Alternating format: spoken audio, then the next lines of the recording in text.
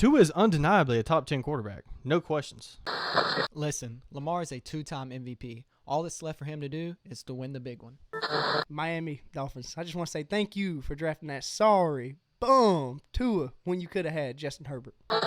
Jordan Love has the potential to be the best quarterback in the game. Alrighty, everyone. Welcome back to Hot Route Takes. It has been a long time since we all got to talk to you last. Probably going on a couple months now. We were right in the thick of playoff football when we last spoke with you guys, and we do apologize for the long layoff, but we had a few reasons for that. One being Brian getting a new laptop here recently to kind of breeze through some of the technical problems we were having early on and when we would try to record this, that, and the other. And then really just this grind of a schedule. You guys know that been with us 2 pods a week, reviewing every week of NFL football. It's a lot for 3 guys who are working 9 to 5s every single day, every week, and then trying to fit this along with the editing. And all my podcasters and listeners probably know how much of a grind that can be. So apologies for the long layoff, but we're excited to be back. We've come back, I think, at the perfect time, a great time to be excited about NFL landscape and the free agent frenzy that we've gotten into these last couple of days. To start off, guys, I'm going to break down the remainder of the pod, what we're looking at, the schedule, and probably the new format you guys will see moving forward. That's going to be 1 pod a week from us, looking to jump into a more manageable schedule, especially with the offseason. There's not really that need for 2 podcasts a week. So we'll look to record every Wednesday, have that in your feeds on Thursday mornings, and it will be exclusively on Spotify now. As we get down the line, we're going to try our best to get to other podcasting platforms, but look for us on Spotify and mainly our YouTube page, who Christian, he will attest, he is putting in some work over there, guys. And these clips and videos we're going to have on our YouTube, it's going to be top notch. He's doing work. We're really leaning in heavy, so we would love your support on that side. Please subscribe. Please look out for all the videos we'll be posting, because it's going to get a lot heavier in content over there. So with all that said, I'd love to hear from you guys of what you're excited about moving forward with the new format, maybe quickly, and then we'll jump into the rest of the pod.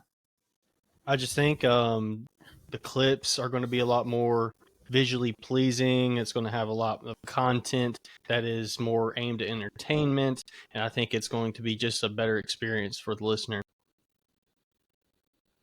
Yeah, for me, I think just the YouTube side of things, being actually to see us now is a big thing for the YouTube side, not just the image, just adding that to it and just, a twist and a new flair that I think a lot of people is going to like.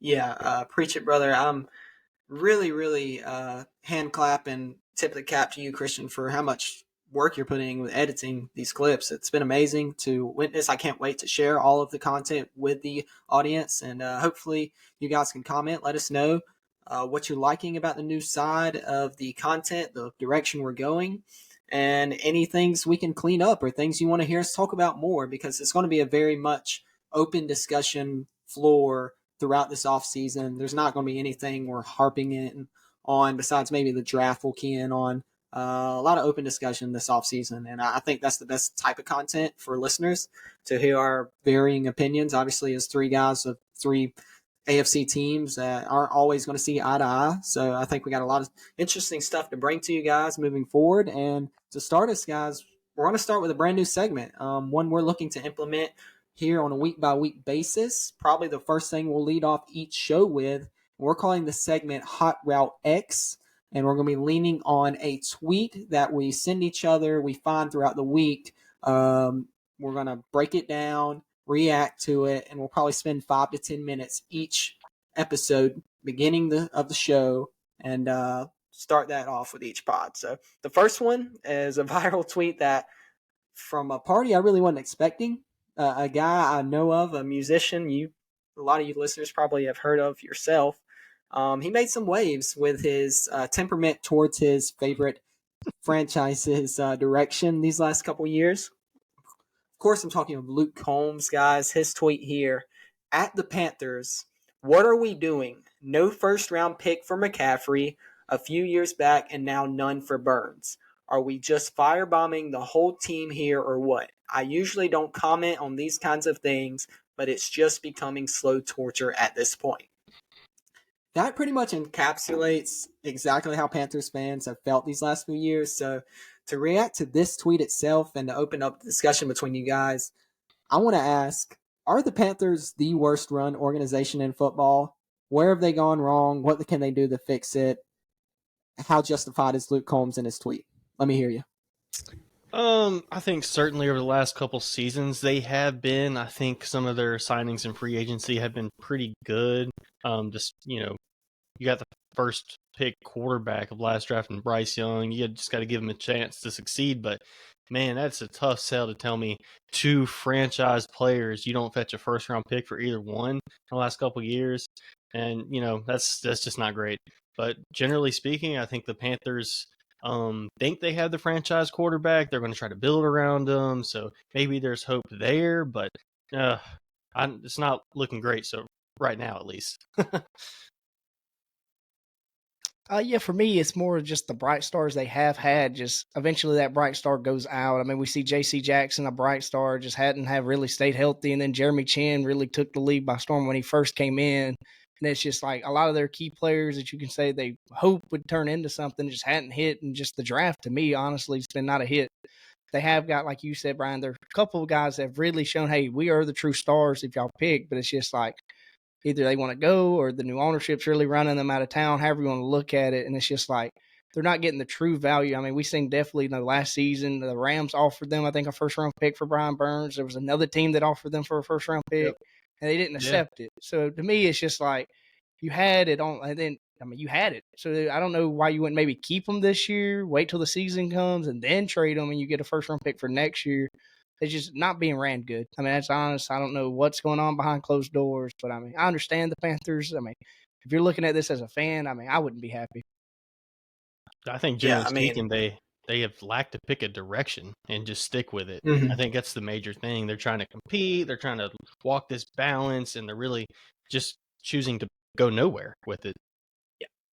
That's my thing. That's how bad teams stay bad. You don't pick a direction. And as someone who covers the Atlanta Braves and writes a lot about them, that was what I was so pleased about in their rebuild back in that 2014 to 2017 window. They fire sold. Like, they sold every valuable piece they had on the roster, got prospect back for them, draft capital, guys to rebuild the farm system, and they created a now powerhouse, probably arguably the best roster in baseball now. I know it's 2 different sports, but you can really learn a thing or two from picking your direction. And for me, it starts at ownership, the very top. Yep. Very, very poor with Tepper up there. I mean, 3 coaches in 3 years will tell you a lot.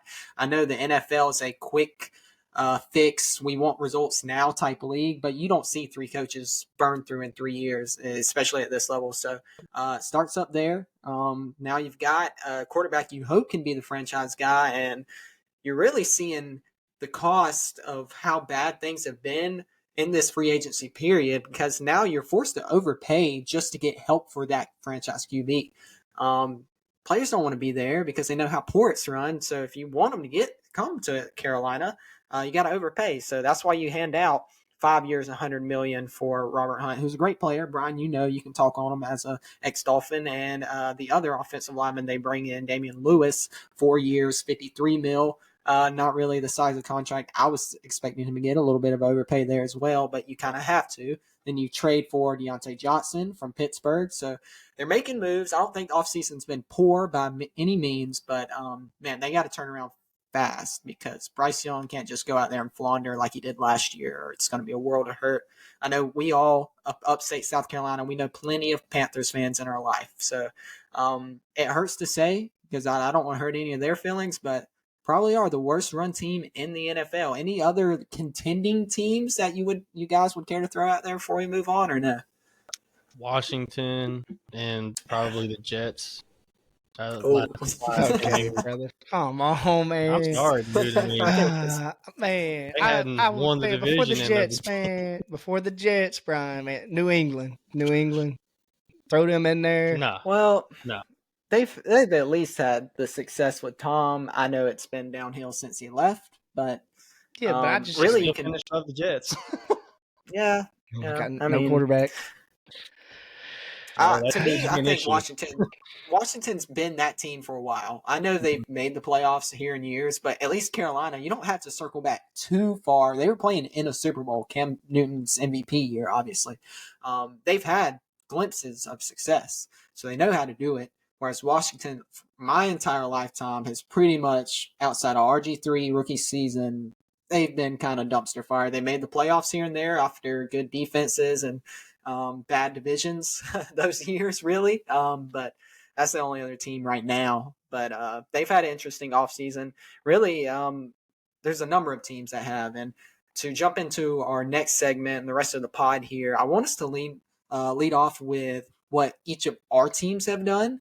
This is still really our bread and butter, what we know best as far as NFL landscapes, and that's what Ravens, Dolphins, and Chargers are doing at all instances and the direction they are going. So I want us to lean into that, give a little bit of insight of if we're fans of the moves our teams have made so far, what we hope to see later on, maybe in the draft or in the later portion of free agency before we get into actual training camp and round out the rest of this roster. So if either of you guys care to take off, we'll hear please just recap the moves you've made so far, the losses you've had from via free agency, and what you hope moving forward for your football team. Christian, you want to go first? Or what? Oh yeah, man. We'll keep it short, sweet for the LA Chargers, man. The biggest news and the best thing we've done is our head coach. I think, I'll start there, getting Jim in, new GM, and then, player wise, I mean, no Austin Eckler. Mike Williams got cut today. Khalil Mack did, reconstruct his contract, so we're pushing that down the road. We're keeping Khalil Mack, I would say, for next year. And then from what I kind of see and kind of heard so far is like Joey Bosa would also be on the team this year. And it's like if we cut him this year, it'd be us like not saving that much. It'd be like a cap hit still like 22 mil against the books. And then if we cut him next year, it's on like 7. So I believe Joey Bosa be a next year cut. And then, Gus the Bus, Chase's guy, Greg Roman's guy is officially a Charger. Then the Seattle tight end, Will, I'm not sure his last name. God, what's his last name? Disley. Yep. Disley. Yeah. Yep. He's supposedly signing. It's not official because you know how the cap is right now for the Chargers. So I think once we clear enough room, he's going to be like definitely on the books, and that says a lot for our future. It's going to be a running game. We know that. That dude was, I think, a top 10 running, like tight end blocking last season. So better than, Garrett was. Not Garrett, but goodness, can't even talk. Tight end we had, Everett, wasn't a blocking tight end. Donald Parham's not a blocking tight end. So it shows, the cards are in. It's going to be a running team. Gus Edwards, my thing with him is just, are we adding another guy, or is this going to be Isaiah Spiller, RB2 still? And will we see something out of him? It's my only big scare. But, the wide receiver room is another big question for me. It's Keenan Allen, Quentin Johnson, Josh Palmer, and then the 5th pick is my big thing. What are we going to do? Trade back, get a wide receiver later? Other than that, we've done nothing defensively, adding pieces. We did release the linebacker, Kendricks, old vet, let him go. He already signed to a new team. So, we have a couple, I think, like 6th-round picks we'll get because of those guys signing early. I know just nothing defensively is my big thing. We need a safety, I think. We did re-sign Gilman. I think that's a big re-sign for us. But other than that, it's been very quiet on our side just because we're having to figure out the cap problem. Yeah. I'll jump off that, Christian. To me, I see a lot of Chargers trying to recreate a new look Baltimore Ravens. To me, you bring in our head scouting guy as your new GM in Horowitz. You bring over Gus Edwards, Greg Roman to revamp the run game. I think they see a lot of things in Baltimore they kind of want to hit on, and then surround Justin Herbert with that talent. And the draft's just going to be key. Rebuilding the defense, the secondary especially, was really torched last year. I think y'all going to hit there. The offense, you cut Mike Williams. You need Quentin Johnson to step up. That's really the tale for the offense. You spent a 1st-round pick on him. You need him to be better. I think you'll clear some cap space enough to bring in a wide receiver 3 or 4 type to give Herbert another weapon. I wouldn't expect Gus Edwards to be your lead ball carrier next year, but I could be wrong. I've seen him long years in Baltimore, obviously. He's a fine back, great short yardage guy, but him getting the bulk of the carries and expecting to reel off big run plays, not really his best trait, but maybe Spiller's the guy to become that in the backfield in LA. So I'm excited for you, Christian. I'm really looking forward to what they do with the rest of these big contracts, how they reconstructure. They already did Khalil Mack. What can they do elsewhere here? There's a lot of good safeties on the board. You mentioned that. There was a ton of safeties cut, and there's been some already signed, but you're not going to be lacking availability in players to search for in that department. So I'd be excited about that if I were you. Brian, your thoughts on the Chargers offseason?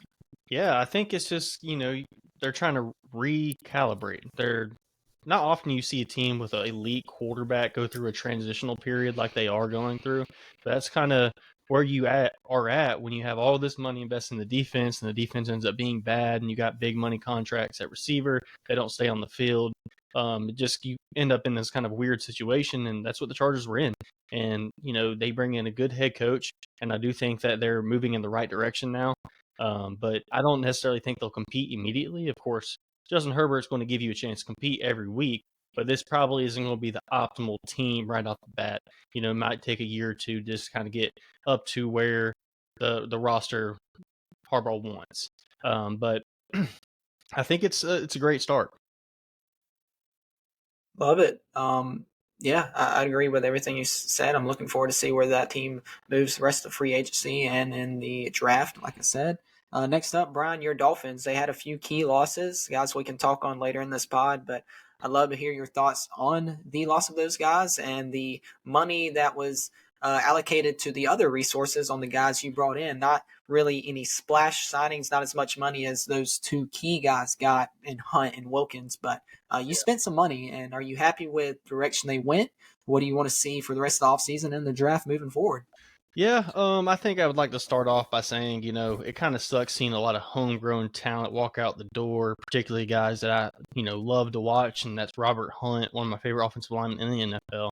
Go get the bag from Carolina, 5 years, $100 million. But also Christian Wilkins, of course, who fetched $27.5 million per season, which is a bizarre number for an interior defensive lineman. But, happy for him. He deserves it, of course. And, we have a couple other guys that are leaving. Connor Williams may end up retiring from the ACL injury. I don't know if you guys saw that, which, hopefully that isn't the case. Prayers up for him. But I think really we're kind of looking to reset our spending. We kind of pushed a lot of chips in to kind of go kind of all in this year. Not quite, because we have a lot of flexibility to kind of move on. But one thing I would like to mention, all of our signings, Shaq Barrett for $9 million one season. A great signing, man. He's going to come in and have a big role early in the season as an older guy. Later in the year, he can kind of take a step back and be a situational pass rusher as Phillips and Chubb are coming back from their injuries. And I love that signing, man. I think that's great. Great piece for our defense. Jordan Brooks, another good signing, kind of replacing the Jerome Baker role. We've had a hard time covering the middle of the field, and I think that he's going to be a great add in coverage. We did kind of give him the bag, though. 3 years, $30 million. Kind of happy about that. Aaron Brewer, center, is going to come in. Scheme-specific starter. Great fit for our offense. Of course, Jordan Poyer coming over from Buffalo. Maybe he can help us get over the hump and maybe finally win the division, give us some of those secrets over there in Buffalo. But, yeah, Jonnu Smith, of course. I think that's going to be a nice third piece, maybe fourth piece in our passing game. But I think really we're looking to, similar to the Chargers, kind of recalibrate because we're about to give Tua a big contract, but could be dropping any day now. So, I think generally speaking, this is the direction you have to go unless you're trying to push all your chips in for one last season, which I don't think that's what they want to do. I think they want to be a long-term contender. I think that's what they're setting themselves up to. Go ahead, Christian. You're boiling. You're boiling over there. Nah, I'm not bowling, man. It's just, I will say for Brian, and I think he knows this too, is just the Christian Wilkins loss is, I think, going to be a big one for Miami. I think that's going to be a big hole to fill. I think we're going to see, I don't think it'd be as bad as what we just seen definitely out of my team, but I think the running game maybe will be a problem for them to stop maybe this year. I know they still do have one great D tackle, but both of them guys in the middle, it was hard for a lot of those teams to run against them. And my big thing is, I mean, we hadn't seen them go get another corner since they lost, X. So it's just, are they going to let Cam Smith finally hit the field? I know Brian's talked about him a little bit on the pod, and I have. That's a good young guy. We've heard Brian even said, in training camp, people saying he's outplaying some of the guys. So it's just like, what are they going to do in the corner room? What is that going to look like? They add another safety guy for maybe Holland to learn, a couple things from a vet. And a great player Holland's already is, and we've talked about him multiple times on the pod too. But just like Brian said, a trick or two that he can learn from one of these vets that add to his game to make him a better player. But the only thing I maybe disagree with Brian is, to a big-time contract. I don't think they need to go too crazy on that. He still got a little bit to prove for me, but, I think for right now, Miami, they don't really have a choice. That has to be their guy, how much they invested into him at this point and gave him the keys to Miami, it seems. So I just, my big thing is, I think they filled a lot of holes. Jonnu Smith, I mean, that's one of the guys, I've not said on the pod, but I mean, I've loved that guy. I don't know what it is. Just Jonnu Smith is a great guy for them to add, definitely in the passing game. So, I mean, I hate to see it, but I think that will help them because they really hadn't had a guy that can actually catch the ball in that tight end room since Mike left a couple seasons ago now. So I think, the pieces they have added has been much needed pieces that they did add. I did want to add one thing real quick. So out of all the players I just mentioned, we spent $34 million on 8 players. That's only $6 million more than what Christian Wilkins got paid. So yeah, you kind of got to pick a direction. If you're not going to make a big splash free agent signing, you got to allocate that money into other positions and find those tier 2, tier 3 signings to plug up holes and hope you develop the drafting, the guys at the draft and the waiting in the wings behind Wilkins. I'm sure there's guys, if not already there, they will get some in this upcoming draft. So key development season for Miami if they want to take the AFC East from Buffalo. Segueing to my Ravens, not a whole lot going on. I don't think we were due for a tier 1 signing because we came into the offseason already kind of close against the cap. For us, that was the Matabike extension. Now, we tagged him earlier when the deadline was approaching with the intention of getting a long-term deal worked out. That came to fruition very shortly, 4 years, $98 million. And I love it at that price for a good young interior pass rusher. Such a hard thing to find. And then you look at the Chris Jones contract, 5 years, 160 Wilkins, that 110 mil mark. Getting Matabike at a 98 mil contract, 4 years. I think that's a home run signing from EDC. Will he have the same production he had last year? I hope that'll be justifying the contract. But if they're paying him like this, I think they're kind of hoping he takes even another step, which would be amazing. So that's the big splash for us. The next was the tier 2, tier 3 types moves that we had to round out the roster. And normally I'm not one for paying a running back much, but Baltimore's kind of just been handcuffed at this position since they drafted JK and he hasn't been able to stay on the field since rookie year. They just need a 3-down back in the worst way. And getting King Henry, albeit 30 years old, I'm not one to really jump at a 30-year-old running back, especially as much tread as he had. But getting here for 2 years, 16 mil, the incentives make it a 20-year or 20 mil year deal. I can't be mad at that. He still had high-end speed. He hit the 21-mile-an-hour ball carrier mark at week 18 of last year, so he's still got plenty of gas in the tank. He had a 90.2 offensive PFF grade, still grading well. Tennessee was just so bad, it's hard to judge him individually. And then for me, I just want a 3-down back and one that can pick up protections. He graded as an almost 80 grade pass blocker last year. I think Lamar will be thrilled to have someone that can he rely on to trust to pick up his blindside blocks and leave in the pocket on these third downs and hopefully get involved in the pass game a little bit. So home run pick up for me, a position that I'm not, like I said, really always looking to throw money at, but when it's a proven guy, durable guy, it's really the key thing for us. I mean, JK has just been not on the field. He's a great player, but he's the injuries. So Derrick Henry, I know you're 30, but he quite literally might be built different. Like, not many 30-year-old guys are built like he is. So if you're hoping for a durable guy to continue to show some signs of life into his age 30 year, I think you can't be mad at picking up Derrick Henry on a 2-year deal. So I'd love to hear you guys' thoughts on how the Ravens chose to round out this roster. Before I let you do that, I will say we did lose the big loss, Patrick Queen. So he's going to Pittsburgh. He is now officially an op. I love PQ. I'm glad he got paid, but you will not. I'll be rolling in my grave before you catch me pulling for any Steelers player or Steelers game for them to come out victorious.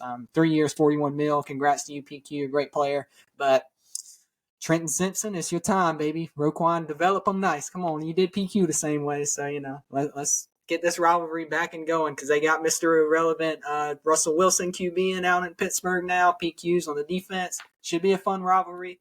That's our big loss, though, as I said. Brian, Christian, your thoughts on my Ravens offseason, the Derrick Henry move, really the key talking point here.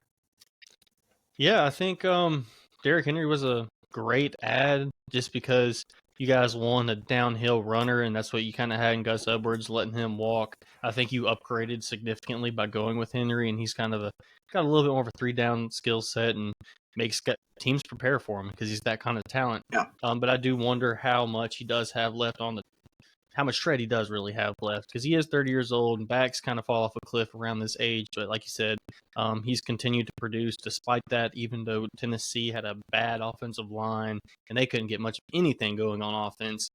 He was still able to have some moments and some games where he had some nice production. So hopefully that works out for you guys. I think it was certainly the right move to make, especially at that price point. But I am interested to see who you guys bring in for wide receiver 3, releasing Odell Beckham Jr. and kind of giving Lamar that extra pass weapon. And because, you can't just rely on Mark Andrews. Zay Flowers, of course, coming into year 2, take on a bigger role, probably you guys as receiver 1.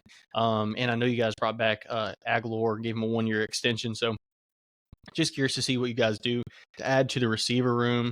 But great start in free agency. I think you guys have made a lot of good decisions on who you're going to bring back, who you're going to let go. I know you guys brought back Malik Harrison too, which isn't very significant, but you guys build through the draft, and I think that y'all will continue to do that as long as the GM y'all have in place is there. So yeah, speaking of that, before I let you go, Christian, we did make a trade as well, trading Morgan Moses to the Jets for a 4th-round pick swap. So we move up in the 4th round a little bit, and we get a 6th-round pick from the Jets. That's going to be the rest of the offseason's plan for me. They said it when the season ends. You got to rebuild this offensive line. We need guys that can get out in space more.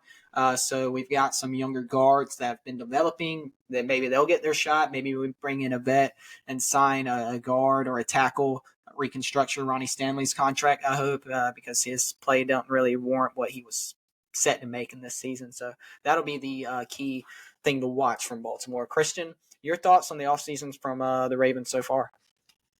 Yeah, my big thing is, Tennessee's offensive line. I don't think really even after the moves you make, just how bad that offensive line's been, losing, Taylor Lewan, the center, Ben Jones. They've lost a lot of pieces that made Derrick Henry, you can't say who he is, but just made them stats really stick out. Was a part of that offensive line, I think, to argue. But Baltimore's always had you could say good offensive line, possibly at times even great.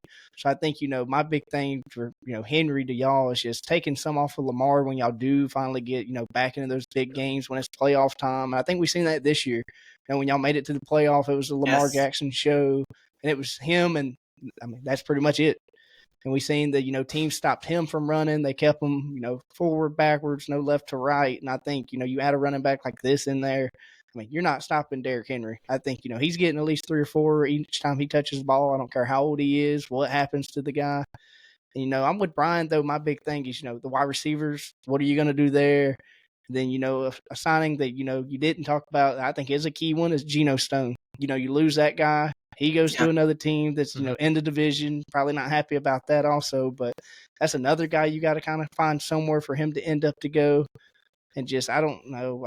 I think definitely a corner has got to be something you want for this team. Replace Geno Stone and get another wide receiver. And then, you do that, this Baltimore team is a really scary team, I think, for a lot of other teams to go up against. Yeah, I mean, it's people. I mean, casual fans are gonna really think the Henry signing is like, oh wow, this ain't bad. Like Lamar Jackson and Derrick Henry can very well still be stopped. I know they're both great players, but Derrick Henry's a few years removed from being that like force 2,000 yard rusher type back, and Lamar, he's right in the thick of his prime, but it's still a very stoppable offense. I need them to round out the offensive line, and as you guys said, the receiver room, and I think we'll be really pleased with how this roster looks come September. With that, we're at the 30-minute mark. I want to end it. We've got a lot of free agent moves. Maybe get a key talking point or something you guys noticed from the rest of the free agent moves. Which move did you like best? Which move did you hate the most? Or a position group you thought weren't going to get paid and they ended up getting paid a little bit more? I'll kind of run through some of the key moves I wrote down and just let you guys pick from those onto which move really caught your eye. So to begin here, we got Kirk Cousins, the big quarterback free agent signing. He's headed to Atlanta, 4 years, 180 mil. His agent needs a round of applause because he has got that man the bag every single time it's come around. Big signing for Atlanta, who's been without a quarterback for a while now since Matt Ryan's departure. No longer treading water there. Chicago bringing in DeAndre Swift, 3 years, 24 mil. They re-signed Jalen Johnson, very underrated corner, 4 years, 76. Cincinnati, they let go of Joe Mixon, trade him to Houston. They bring in Zach Moss, 2 years, 8 mil, and Geno Stone as Christian Hitt, 2 years, 15.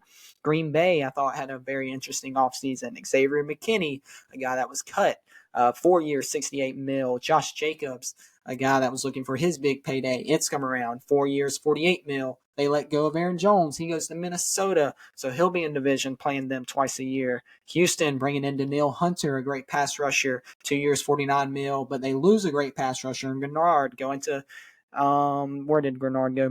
Minnesota, 4 years, 76 mil. Jacksonville, they bring in Gabe Davis. Not really any home run moves from them. Vegas, their big signing was Christian Wilkins, as Brian touched on, 4 years, 110 million. The Rams re-signed a couple of offensive linemen, Dotson being the key guy there, 3 years, 48 mil. The Giants trade for and extend Brian Burns to a mega deal, 5 years, 150 million. That pass rush should be pretty strong out in New York. Barkley goes to the Eagles. He stays in division, 3 years, 37 million.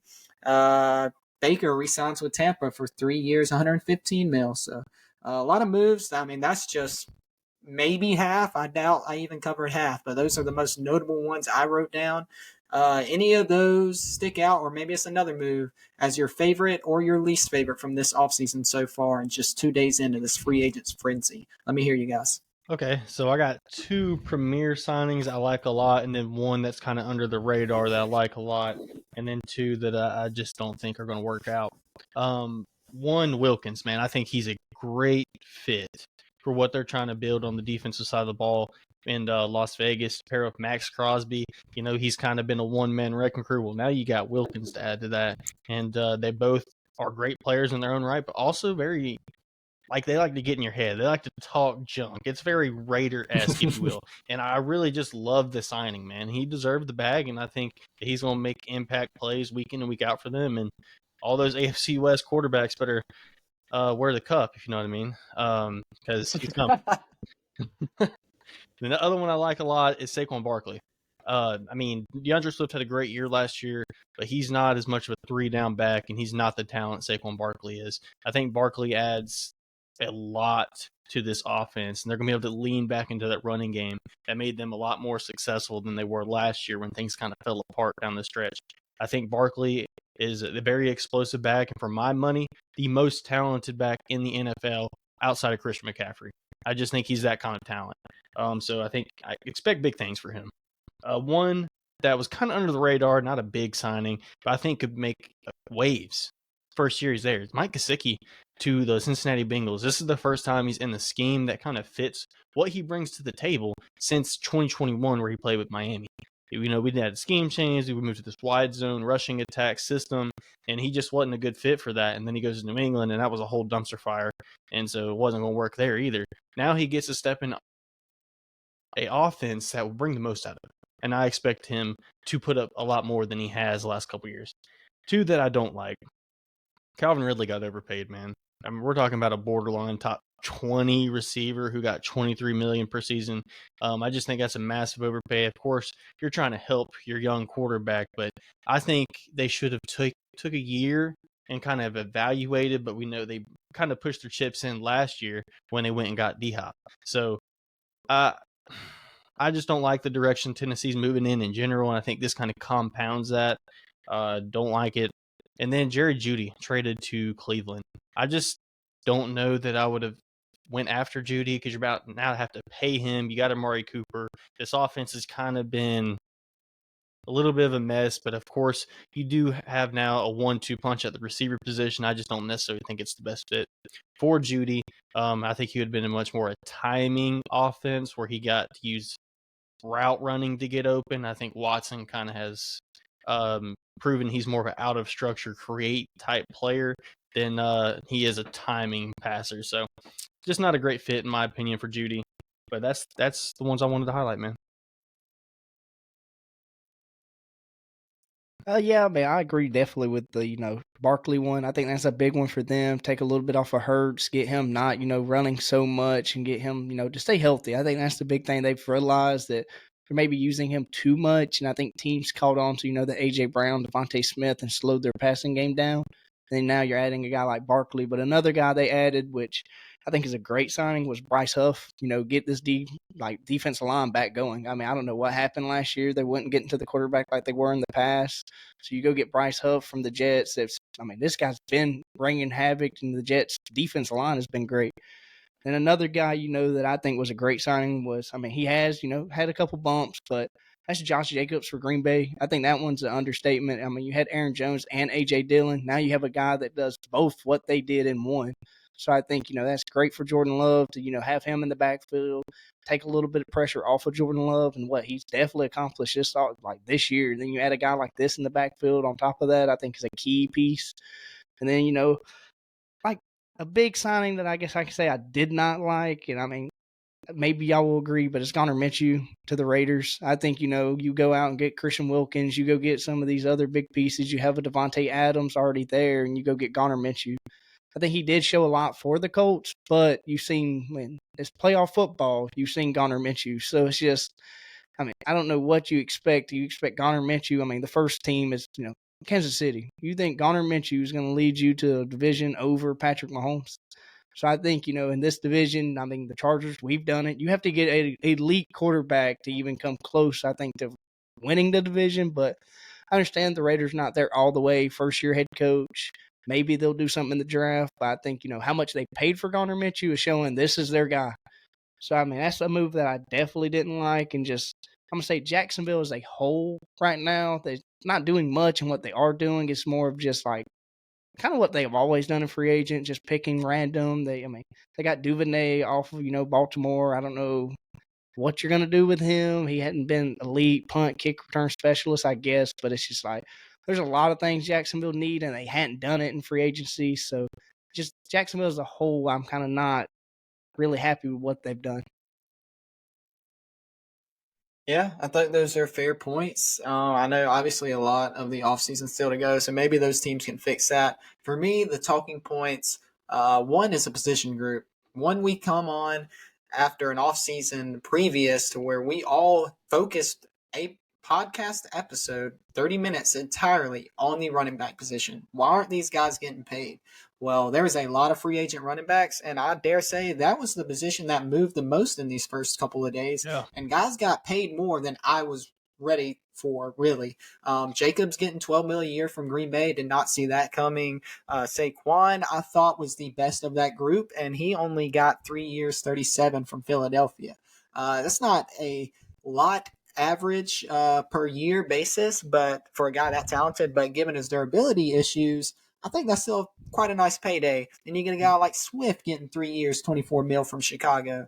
All these running backs that were really question marks in last offseason as to how are they going to get paid next year, they've gotten paid. They found new teams. Tony Pollard finds a new team, even though he didn't really look much of like a lead back at all last year. He gets 3 years, 24 from Tennessee as well. And a team I'm really not sure what's going on, but maybe they're trying to give Will Levis a fair shot. Credit to them. They don't want to send a young quarterback out there to die. I'll give them that credit at least. So we'll see. I thought that was the biggest note. And for me, a team I really like, and I think it's just been trending in the right direction for a couple years now. We spoke on this last offseason. That's the Houston Texans. I really like their signings. I like the direction this defense is headed, especially. And they hit 2 home run defensive signings, in my opinion. And Danielle Hunter, 2 years, $49 million. Yeah, it's a lot of money average for a pass rusher, but it's 2 years, and he's going to be in his prime seasons. He's going to play for another big payday. I think you're going to get good production out of that player. And then you bring in a linebacker and Aziz Al. Yeah, he is very underrated. 3 years, $34 million. I was trying to pull up the numbers there. Houston had been linked to a Patrick Queen, and it made a lot of sense for someone to have a leader and a voice of that linebacker room and to lead this defense. They didn't go out that far and pay PQ money, but I think they got a great option B and someone that can lead this defense for years to come. Love that signing. I love the direction Houston's headed. They bring back Dalton Schultz for C.J. Stroud, and they got – who was the receiver they bought in? I know they brought in a receiver. Traded for maybe, or I don't see that they brought in. I thought they brought in a receiver, but it's Joe Mixon probably I'm thinking of because I saw a graphic of the new look offense, and you got Joe Mixon along with the re-sign now Dalton Schultz, Tank Dell. I think they're set up for years to come with C.J. Stroud at quarterback. And I was telling one of my friends who is a Texans fan, you got to take advantage of this C.J. Stroud rookie contract because he's going to get paid. You got to spend this money, and you got to spend it in the right places. I think they've done that so far this offseason. So really interesting to see where they go in the draft. I think that's can be said for a lot of teams. We're just 2 days into this free agency frenzy, guys, and we have an entire NFL draft in late April to break down and preview for the listeners here. I'm excited for all of it. I'm excited to be back.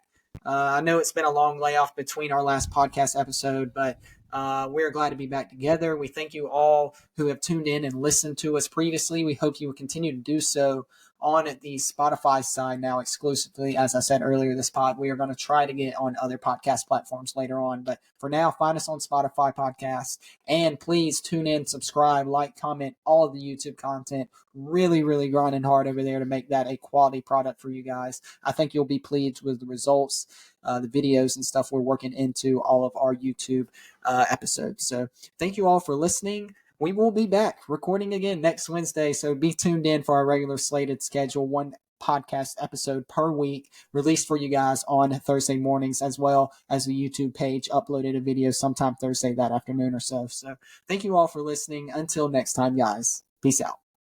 Peace.